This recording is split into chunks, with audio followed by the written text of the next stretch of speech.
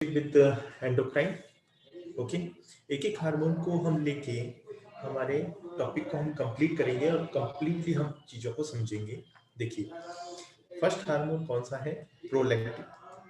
First hormone is prolactin. And prolactin, अगर हम hormone की बात कर रहे हैं तो हमारे को क्या पता होना चाहिए? It is produced by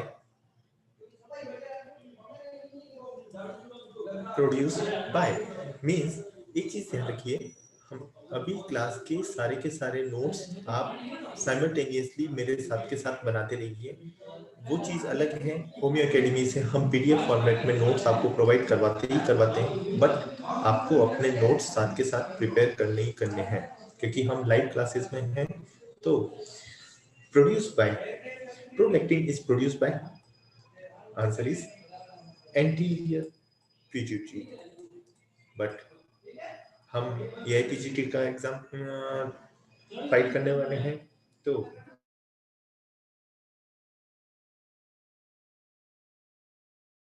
produce करती है प्रोलैक्टिन हार्मोन को, तो answer is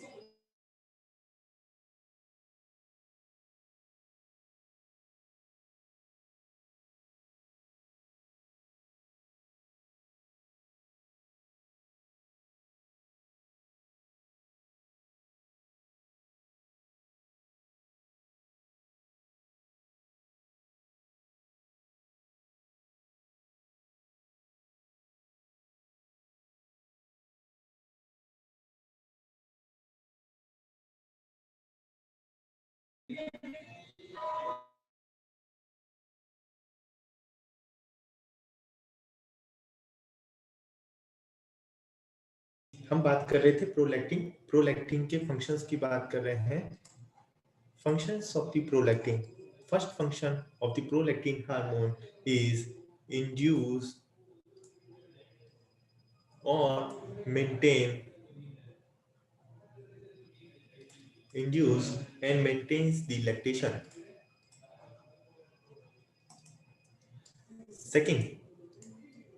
Second is inhibit the menstruation. Means कैसे? एस्ट्रोजन, एस्ट्रोजन क्या करेगा? पॉजिटिव फीडबैक देता है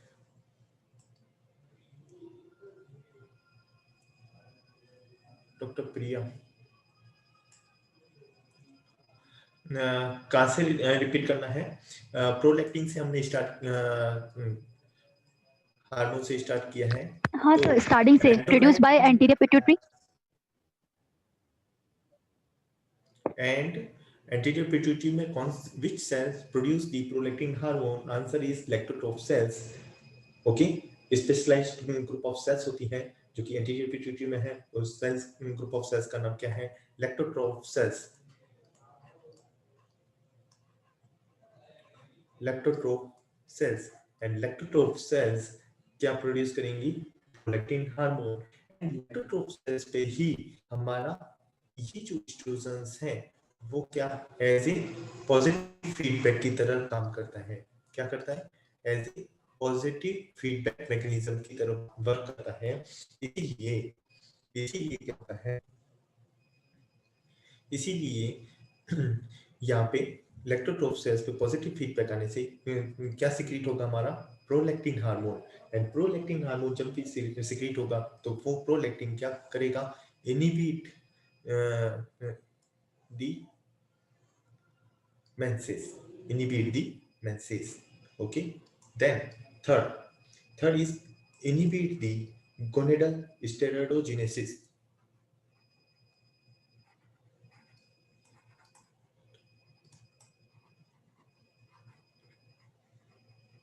genesis.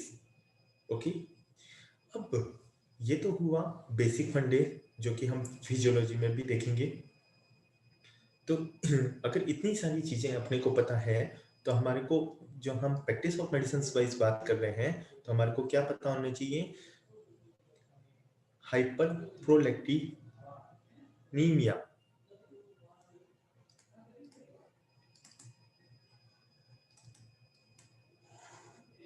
Okay, Hyperprolactinemia means increase prolactin, increase prolactin and increase prolactin मतलब हम हवा में बात नहीं करेंगे, हम बात करेंगे लेवल पे इंक्रीज ग्रेटर देन 200।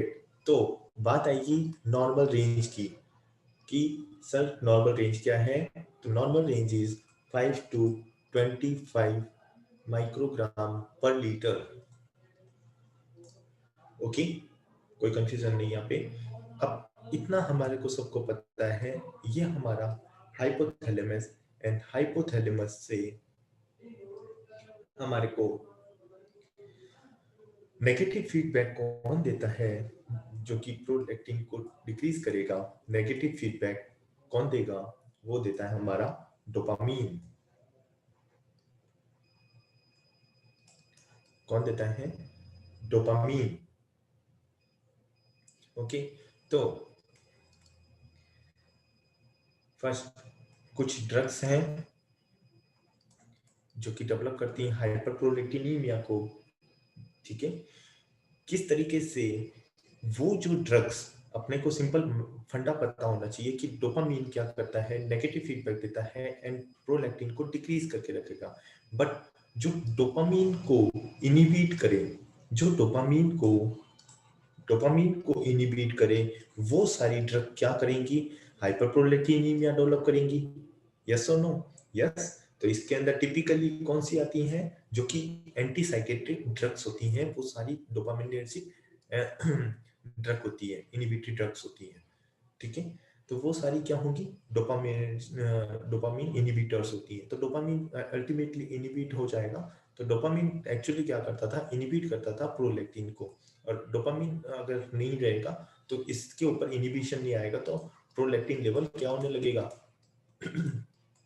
इंक्रीज होने लगेगा। सिंपल फंडा समझ में आ रहा है? Okay, then second point is pituitary adenoma. First cause समझ में आया, then second is pituitary adenoma. Okay, pituitary adenoma.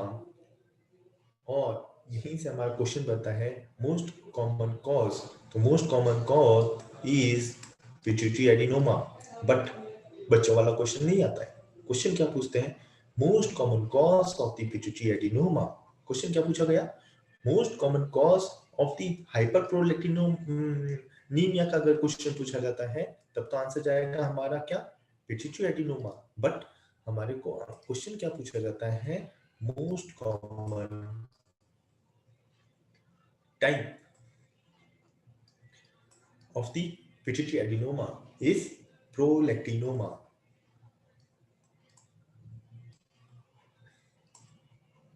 Sorry, prolactinoma. अब अगर क्वेश्चन आता है मोस्ट कॉमन टाइप, तो आंसर क्या करना है आपने को, प्रोलैक्टिनोमा। बट क्वेश्चन पूछा गया है मोस्ट कॉमन प्रोलैक्टिनोमा, तो एक्चुअल में प्रोलैक्टिनोमा भी दो तरीके के होते हैं। एक होता है हमारा माइक्रो और एक होता है मैक्रो। माइक्रोप्रोलेक्टिनोमा एंड मैक्रोप्रोलेक्टिनोमा। और ये डिपेंड करता है size of the pituitary gland. Okay, तो size of the pituitary gland, अगर size less than and equal to 10 mm है तो वो किसके अंदर में आएगा, माइक्रो के अंदर। एंड ग्रेटर देन 10 mm है तो वो किसके अंदर में आएगा, मैक्रो के अंदर आएगा। बिल्कुल आया समझ में। अब क्वेश्चन पूछा गया है आपको कि मोस्ट कॉमन प्रोलैक्टिनोमा, तो answer is micro. Answer is micro. Most common means ये 90% कौन से होते हैं, माइक्रो होते हैं। ओके, एंड 10% मैक्रो होते हैं। कोई कंफ्यूजन नहीं, स्टेप बाय स्टेप क्वेश्चंस को ध्यान से पढ़ना है अपने को, और कुछ भी नहीं है। और थर्ड कॉज बनता है हमारा renal failure.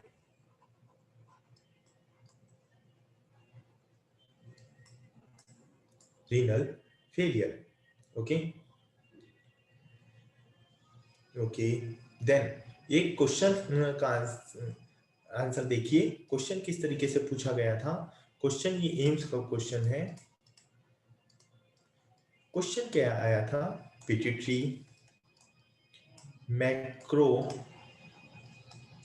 Adenoma, pituitary macro adenoma refer to size of tumour. Option A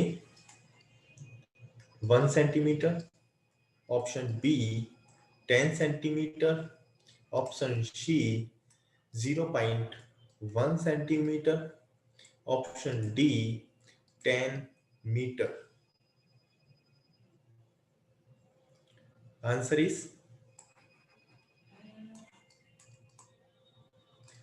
is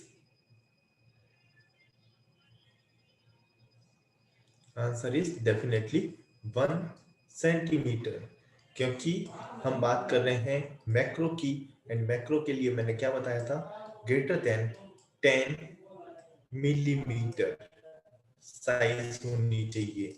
तो greater than 10 millimetre means 10 millimetre is equal to 1 centimetre.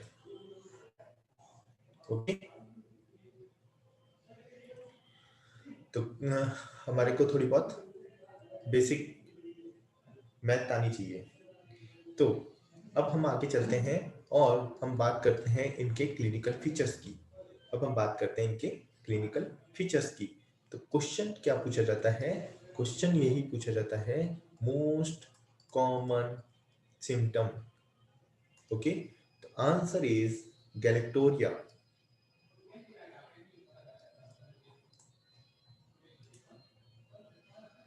Galactoria.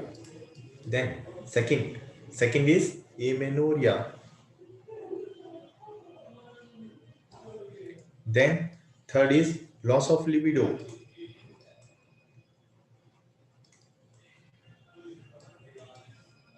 Then fourth is infertility. Infertility क्यों develop हो रही है, आपको बताया था कि ये क्या करता है, decrease the menstruations. Okay, then fifth one को समझने से फिफ्थ पॉइंट जो है वो एक्चुअल में मेनली किसमें देखने को मिलेगा हमारे को, मैक्रो में। क्यों, देखिए ये मेरी सेला टर्सिका है। सेला टर्सिका में ही आपको पता है क्या है, मेरी पिट्यूटरी ग्लैंड है। ओके, और पिट्यूटरी सेला टर्सिका के जस्ट ऊपर ही मेरा क्या है, ऑप्टिक कियाज्मा। क्या है, ऑप्टिक कियाज्मा। ओके, तो जैसे जैसे इसकी साइज बढ़ेगी, जो मैक्रो है वो मैंने जैसे बताया था, तो वो जैसे जैसे इसकी साइज बढ़ेगी तो वो क्या करेगी, ऑप्टिक कियाज्मा पे प्रेशर सिम्टम डेवलप करेगी। ओके, ये जो प्रेशर सिम्टम डेवलप करेगी इस ऑप्टिक कियाज्मा पे, ठीक है, तो वहां पे क्या डेवलप होगा, एक करेक्टरिस्टिक साइन डेवलप होता है, आई सिम्टम्स आएंगे।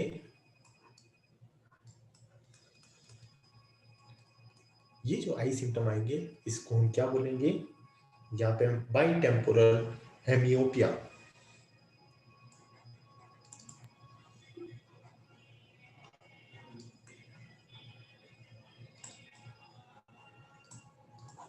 बाई टेम्पोरल हेमियोपिया जिसको हम बोलते हैं, और क्वेश्चन ये पूछा जाता है कंप्रेसिव सिम्टम इनमें से कौन सा है, तो आंसर क्या जाएगा हमारा, बाई टेम्पोरल हेमियोपिया। क्यों डेवलप हुआ, किस तरीके से हुआ, और मोस्ट कॉमनली किसमें देखने को मिलेगा हमारे को, जब बेसिक पता है कि ये डेफिनेटली मैक्रो में मिलेगा, माइक्रो में कोई चांस बनता नहीं है इसका।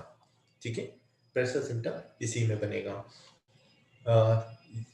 आपको मेरे साथ में डायग्राम बनाना चाहिए जिसमें आप इनको मार्किंग कर सकते हो। It is a sella turcica,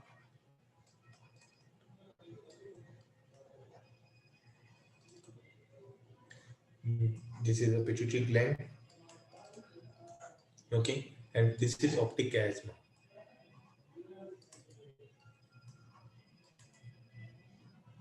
तो इस तरीके से आप अपने नोट्स में साथ साथ के साथ डायग्राम बनाते रहोगे तब आपको पता चलता रहेगा और चीजें याद भी रहेंगी कि हाँ ये डायग्राम हमने हमारे हाइपरप्रोलेक्टिनीमिया और प्रोलेक्टिनोमा में देखा था। ओके, तो ये चार्ट हमारे लिए बहुत इंपॉर्टेंट है। ठीक है। देन इसी तरीके से नेक्स्ट हार्मोन जो हम चलते हैं वो है हमारा ग्रोथ हार्मोन। वो है ग्रोथ हार्मोन। ग्रोथ हार्मोन भी आपको जैसे पता है किसके द्वारा प्रोड्यूस किया जाता है, anterior pituitary. Answer is anterior pituitary. But ये तो नहीं पूछते, क्वेश्चन क्या पूछेंगे, कौन सी सेल्स डेवलप करती है ग्रोथ हार्मोन को, तो आंसर क्या जाएगा हमारा, सोमेटोट्रॉफ सेल्स। इसको रेड में इसलिए नहीं लिखा क्योंकि क्वेश्चन इसको थोड़ा सा और घुमा के पूछते हैं और क्वेश्चन आता है इस तरीके से, मोस्ट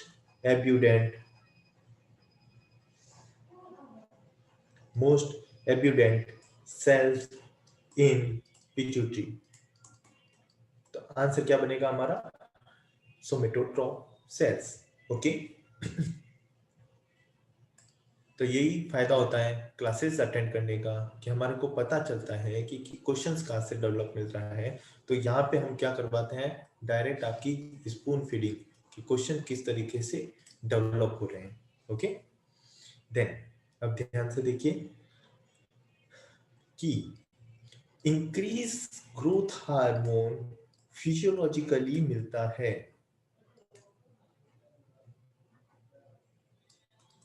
फिजियोलॉजिकली हमारे को इंक्रीज ग्रोथ हार्मोन कब कब, कौन कौन सी फिजियोलॉजिकल कंडीशंस हैं जब ग्रोथ हार्मोन इंक्रीज होता है। 3 कंडीशंस हैं हमारे पास में, और वो 3 कंडीशन कौन कौन सी है। First is exercise, then second is fasting, then third is sleep.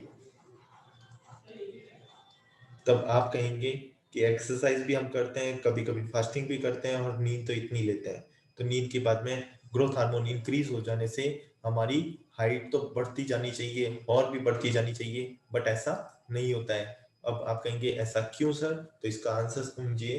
Answer क्यों, इसका आंसर है ये आपके सामने कि जो भी ग्रोथ हार्मोन ब्लड के अंदर होता है वो क्या होता है, used by means taken up by कौन सी, taken up by the liver. And liver में कौन करेगा, लीवर में ये सारा कांड करने वाला कौन है, सोमेटोमेडिन सी। सोमेटोमेडिन सी।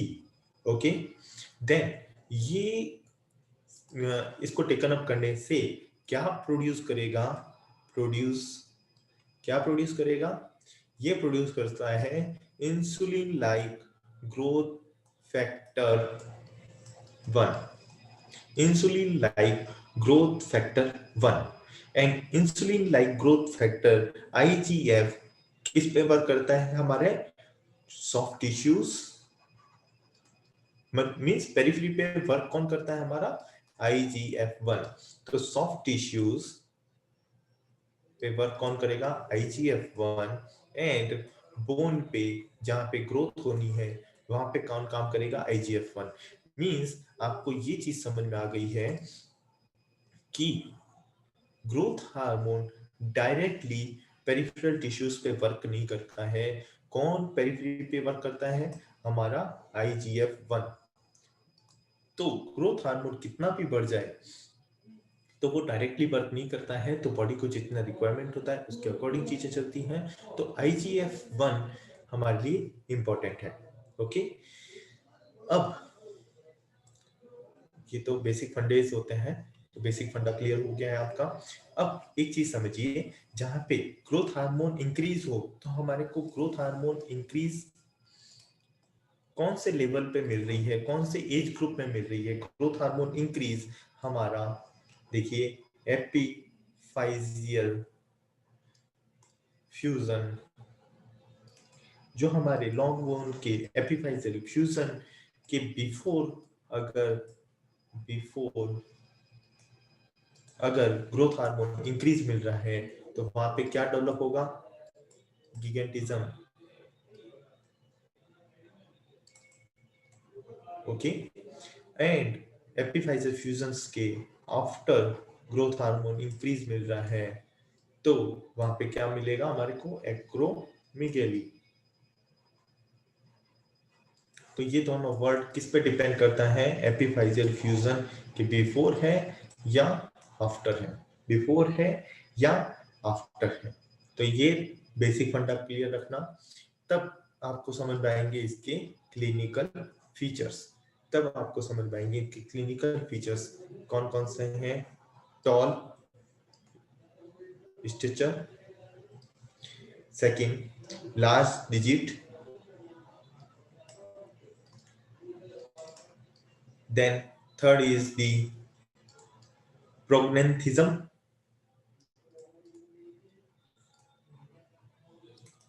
prognathism.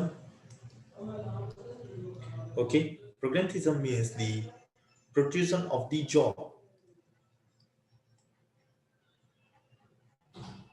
protrusion of the jaw. Okay, और यही सारी तीन कंडीशंस आप देख के आप कह सकते हो कि हमारा जो ग्रेट इंडियन रेसलर खली है WWE का, ठीक है ना, तो वो खली के अंदर हमने ये सारी चीजें देखी थी कि वो टॉल था, प्रोट्रूजन ऑफ द जॉ था, लास्ट डिजिट है, टॉल स्ट्रक्चर था, है ना। अब तीन सिम्टम और फर्स्ट सेकंड थर्ड हो गए, तीन सिम्टम और समझिए। First is OSA means obstructive sleep apnoea, second cardiomyopathy,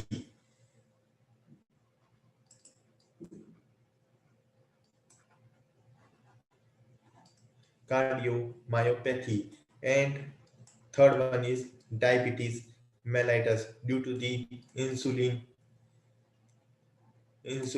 resistance. Okay, and एक चीज याद रखना, patient died due to this, patient die due to these cause, obstructive sleep apnea, cardiomyopathy and diabetes mellitus. But tall stitcher, large digit and prognathism से patient मरेगा नहीं, ठीक है। अब एक चीज ध्यान रखना कि यहाँ पे मेंटल रिटार्डेशन मिलेगा या नहीं मिलेगा। तो जैसे मैं हमेशा अपनी क्लास में बोलता हूं, क्योंकि ये क्वेश्चन कैसे पूछे जाते हैं, ऑल एक्सेप्ट करके पूछे जाते हैं, तो मेंटल रिटार्डेशन इसमें डेफिनेटली नहीं मिलेगा। तो इसको इस तरीके से नोट्स बना के लिखना। तो हमारे को ऑल एक्सेप्ट में हमेशा यही सर्च करना पड़ेगा कि मेंटल रिटार्डेशन वाला तो क्वेश्चन नहीं पूछा है, तो मेंटल रिटार्डेशन मिला है, दिखा है, तो डेफिनेटली इसको हम क्या करेंगे, बिग नो, ठीक है, कि mental retardation is not a symptom of this, ठीक है, इंक्रीज ग्रोथ हार्मोन। अब एक इन्वेस्टिगेशन पॉइंट ऑफ व्यू से हमारे को चीज पता होनी चाहिए। इन्वेस्टिगेशन पॉइंट ऑफ व्यू से क्या चीज इंपॉर्टेंट है, इन्वेस्टिगेशंस कि हम पेशेंट का क्या कराएंगे, ग्रोथ हार्मोन ऐसे, तो अभी इतनी सारी गणित समझा चुका हूं तो आप खुद ही बोल देंगे, क्योंकि वहां पे लिखा हुआ होगा कि इंक्रीज ग्रोथ हार्मोन में investigation of choice IOC, first option ही आपको ग्रोथ हार्मोन ऐसे लिखेंगे, बट उसको क्या लिखोगे हम, क्रॉस, बिग क्रॉस। यह आंसर नहीं होगा। आंसर क्या जाएगा हमारा, आंसर जाएगा हमारा IGF-1, क्योंकि हमारे को पता है कि पेरिफेरल टिश्यूज पे insulin like growth factor work करता है, ठीक है। और एक कॉज और भी है कि हम ग्रोथ हार्मोन एसेस को इंक्रीज ग्रोथ हार्मोन में नहीं इन्वेस्टिगेट करते, बिकॉज एक्चुअल में होता क्या है, ग्रोथ हार्मोन पूरे डे में 24 आवर में बहुत ज्यादा फ्लक्चुएट होता रहता है, होल डे में बहुत ज्यादा फ्लक्चुएट होता है, तो वहां पे कांस्टेंट वैल्यू नहीं मिल पाती है। तो इसीलिए क्वेश्चन आएगा आपके पास में, इंक्रीज ग्रोथ हार्मोन के लिए best screening test best screening test. तो आंसर क्या जाएगा? Best screening test for increase growth hormone, answer is IGF-1SA। ठीक है। देन थर्ड इज, आपको एक चीज पता होनी चाहिए, पहले नाम लिख लेता हूं, growth hormone suppression test.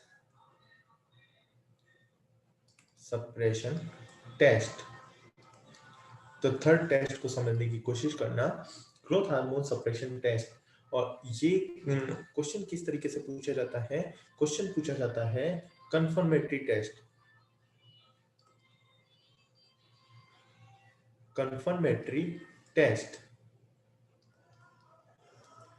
Answer क्या जाएगा हमारा? Growth hormone suppression test.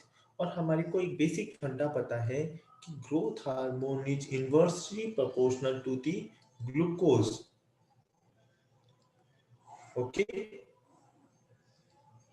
growth hormone is inversely proportional to the glucose.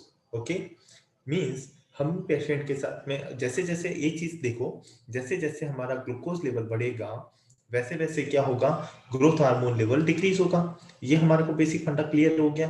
तब हम पेशेंट को क्या करेंगे? 75 ग्राम ऑफ द ग्लूकोज अगर हम देंगे तो जो नॉर्मल पेशेंट है मेरा, मींस नॉर्मल इंडिविजुअल है मेरा, तो उसका ग्रोथ हार्मोन लेवल क्या होगा? इंक्रीज या decrease? Definitely decrease. But a patient with the acromegaly, a patient with acromegaly shows the unchanged growth hormone level, unchanged level of the growth hormone, and ये जो unchanged growth hormone मिलेगा तो वो हमारे लिए क्या होगा? Confirmatory test as a growth hormone suppression test. समझने में कोई कंफ्यूजन? नो? गुड। तो इसी तरीके से हम आगे चलते हैं। इसी में टेस्ट में एक टेस्ट बाय नेम पूछा जाता है। तो जो क्वेश्चन हमारे को बाय नेम पूछे जाते हैं मैं पहले ही आपको बता दूंगा, इसमें आपको ज्यादा चीजें नहीं पता रखनी है। बाय नेम ये पूछा जाता है। क्वेश्चन क्या आएगा? Heel pad thickness test is useful in. ठीक है ना? एक्चुअल में होता क्या है? एक्चुअल में होता यह है कि हम अगर पेशेंट का lateral view x-ray of the foot निकालते हैं, जस्ट अ सेकेंड,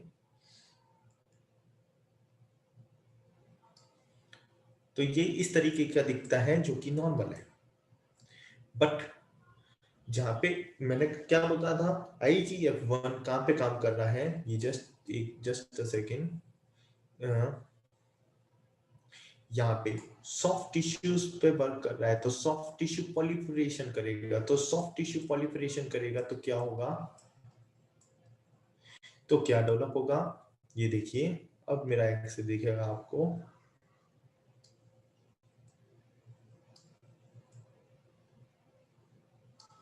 तो ये जो थिकनेस बढ़ जाती है, बोन से हील तक की डिस्टेंस है, वो क्या हो गई है? इंक्रीज हो गई है। ओके, तो ये क्यों हुआ? सॉफ्ट टिश्यू पॉलिफरेशन की वजह से। और इसमें हम कह सकते हैं यहाँ पे क्या है? एक्रोमेगेली पेशेंट है, एक्रोमेगेली पेशेंट है। बट इतना डीप पता हो या ना हो, बस इतना पता रखना आप लोग कि हील पैड थिकनेस टेस्ट किसके लिए काम में आता है। देखिए, एक तो होता है बाय नेम याद करना, मतलब रखना हो जाता है उस चीज को। बट अगर ये इस तरीके से डायग्राम आप अपने नोट्स में बना के रखोगे तो आपको चीजें अच्छे से याद भी रहेगी। ठीक है ना? ओके, देन एक क्वेश्चन आता है treatment of choice, TOC, treatment of choice. Treatment of choice आपको सबको पता है, और आंसर क्या करना है? TSR। TSR means the trans-sphenoidal resection, trans-sphenoidal resection. Okay, Dr. Naresh, 5 minutes left in the session. okay, rejoin again immediately after this end of this session with the same ID and password. Okay, 5 minutes हैं, but हम start कर सकते हैं हमारा next hormone, और वो कौन सा है हमारा एडीएच हार्मोन। तो जिन्होंने किडनी हमारा चैप्टर अटेंड किया होगा तो वो एडीएच से काफी वाकिफ होंगे और उनको एडीएच का काफी कंसेप्ट क्लियर होगा। बट यहाँ पे वापस से आप चीजों को समझ सकते हो, क्योंकि यहाँ पे मैं पूरे रिसेप्टर के साथ में चीजों को एक्सप्लेन करूंगा। ओके, तो आपको बेसिक फंडा पता ही है इसका। एडीएच का दूसरा नाम वेसोप्रेसिन।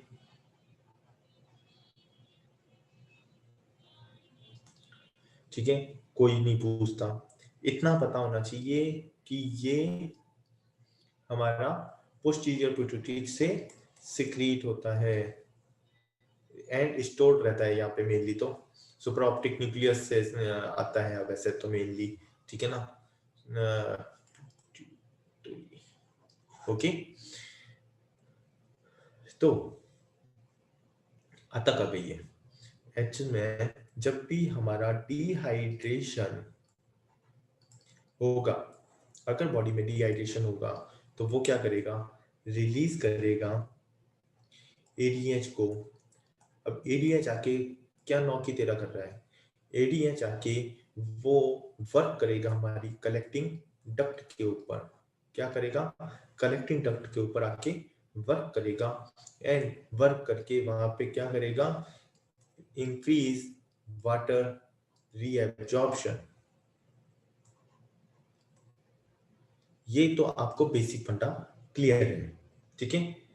तो दिक्कत कहाँ पे डेवलप होगी, हम तो पैथोलॉजी वाइज बात कर रहे हैं एंड प्रैक्टिस ऑफ मेडिसिन के अंदर बात कर रहे हैं। तो डिजीज क्या हो सकती है, रिलीज ऑफ एडीएच, तो मे बी डेफिशिएंसी और एब्सेंस ऑफ द एडीएच। अगर नहीं होगा तो वहां पे वाटर रीअब्जॉर्प्शन नहीं हो पाएगा। सेकंड, अगर एडीएच रिलीज है, नॉर्मल नहीं, नॉर्मल है, एडीएच डेफिशिएंसी नहीं है, तो यहाँ पे कलेक्टिंग डक्ट के ऊपर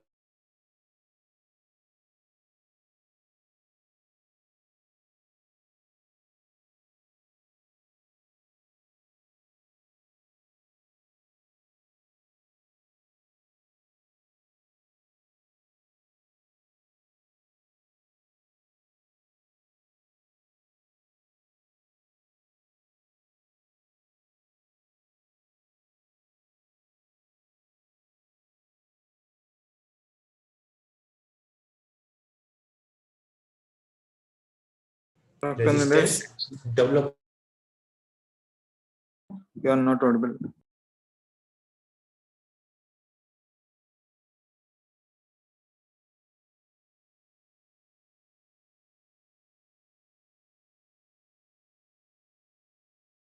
Dr. Nilesh, please unmute yourself.